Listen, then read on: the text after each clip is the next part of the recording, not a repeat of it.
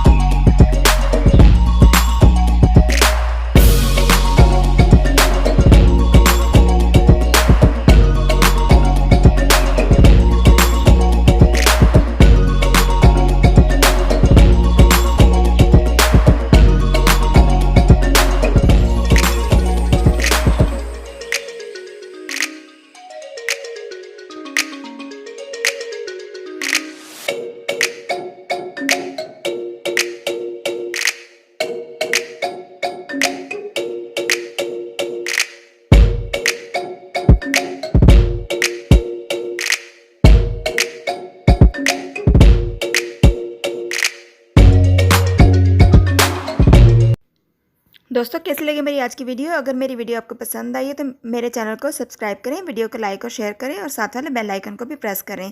अगली वीडियो तक के लिए आपसे इजाज़त चाहूँगी। अल्लाह हाफ़िज़।